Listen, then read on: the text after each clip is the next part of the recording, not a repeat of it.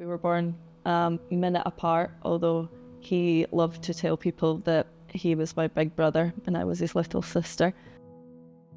Well, Calum and Jenna was born, I think it was a bit of a shock to have twins, to be honest with you. At a young age, the two of them just bonded together, seemed to have the same hobbies, whether it was riding their bike, whether it was playing football. It was a great time for the two of them growing up. Callum was a healthy, active 11-year-old when his parents noticed something was wrong. One day after school, he struggled to use his knife, and the following morning, he needed help to put on his socks. Just 2 days later, the family were given devastating news. We took Jenna to school that morning and said to her that we would be home to collect her from school. By 5 o'clock that evening, we were being told that our son and Jenna's twin brother had an inoperable brain tumour. Callum always told us, why not me? You know, everyone else would think, why has this happened? But he was like sitting in a hospital saying, well, why shouldn't it be me? Like, it doesn't matter, we'll get through it. But in February 2007, just 13 months after his diagnosis, Callum lost his battle.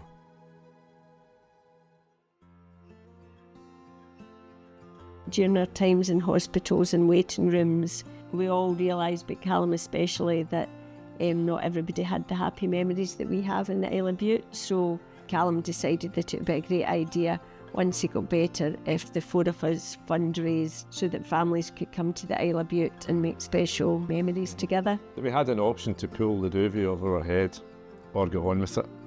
The family started fundraising at Callum's funeral, and 2 years later, his dream became a reality. We opened the cabin on the 12th of February, and then the first family came in 2 years to the day that we lost Callum, on the 16th of February. And the applications starting to come in for families who wanted to come and stay at Callum's cabin. Kind of grew arms and legs, because initially it was probably just Scottish families. Now we're getting families all over Britain. The Speirs soon identified another way they could help families with seriously ill children.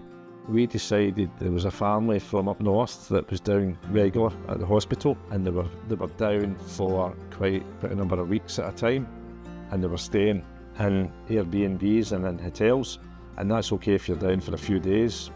Carl and I went a wee wander about Glasgow in the car looking for a flat, and we found one in Finniston, and that was Callum's cabin first flat. Tommy was diagnosed with plastic anemia. This is our second time over in Glasgow, and only for Callum's cabin we'd be completely lost. It's like a home away from home. Yeah. Over the last 18 years, the Speirs have helped around 3,000 families during one of the toughest times of their lives.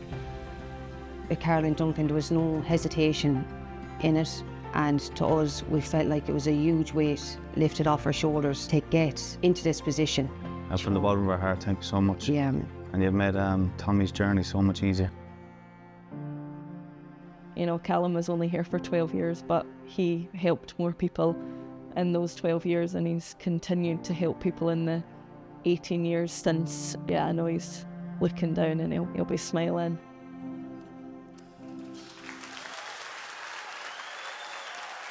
Everyone, please be upstanding for Duncan, Caroline and Jenna, the Speirs family.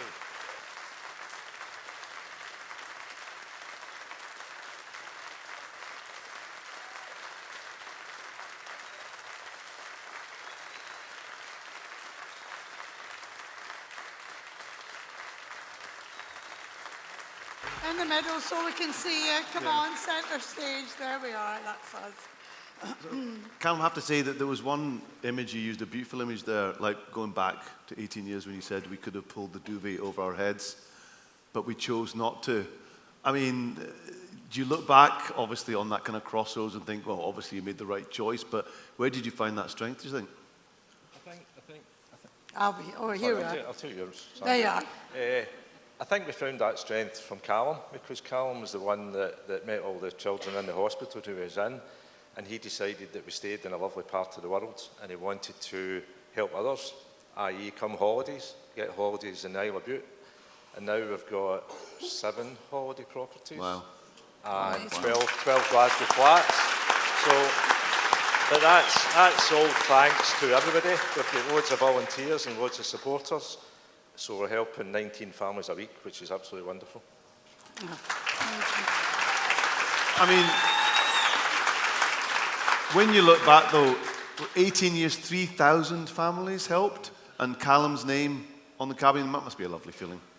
Yeah, it's really special. I think that 18 years down the line, people are still talking about him, and that so many people have been helped because of him. We have memory books in all of the properties, and quite a lot of our families write "Thank you, Callum," which I think is the most special thing ever. Oh, that's adorable. I was going to ask, I'll ask this one. We noticed in the VT there that Callum's cabin, there's a fantastic window there, stained glass window. Did you get that design specifically, and what does it represent? There you are. The stained glass window in the cabin and in the cottage have stained glass, but the one that you saw today, that has all Callum's favourite things in it. So whether that be, Callum always wanted to be a clown, so whether that's a clown, whether that's views, his favourite game was Monopoly, so that's what we're doing. All in there, yeah, and so the wee Monopoly dog is there, and that's what we're trying to do. We're trying to fill the Monopoly board to help so many families we can. Yes, indeed, thank you. And we should say it isn't just the actual accommodation element of it. I mean, it's a holistic thing, isn't it? You help with the washing and all the rest of it. It's important for you to look after every aspect. Here we are. Kim and Aggie also do the cleaning here now and again as well. So there's lots of things goes on. We help with Easter eggs to all the oncology units in Scotland, as well as Christmas presents as well. We go a wee run in the van up to Inverness, Aberdeen, Dundee, back down to Edinburgh. Loads of things, Callum's cabinet. But we can't, as I say already, we can't do that with all the supporters we've got and all the volunteers we've got. So thanks to everybody, and everybody that voted for us as well. So thank you.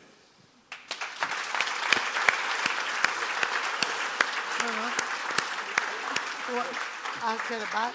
On you go. Well, I think we should probably give you an award.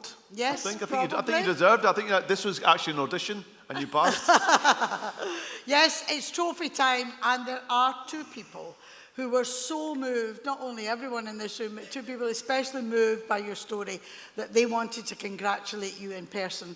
So please welcome presenter and charity patron, here we are, she's wonderful, Jean Johansson, and one of the most prolific and best-loved actors of his generation. Please welcome David Heyman.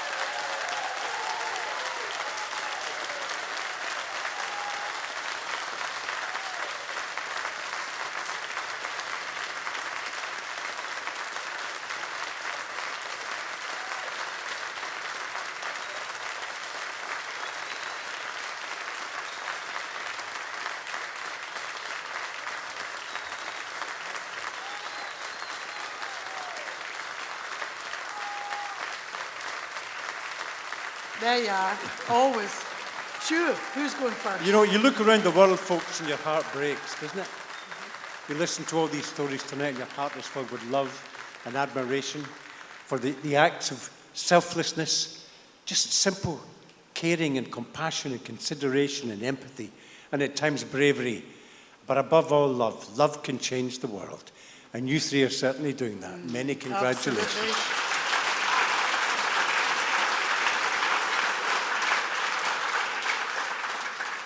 Callum's name lives on, and that's such a beautiful thing, and that's down to you three, and that's down to him. Thank you so much for every single family you've helped. It means the world. You know that. And I am so privileged to give you this award. Congratulations. Woo! Thank you. A huge round of applause for Jean and David. And congratulations once again to the Speirs family.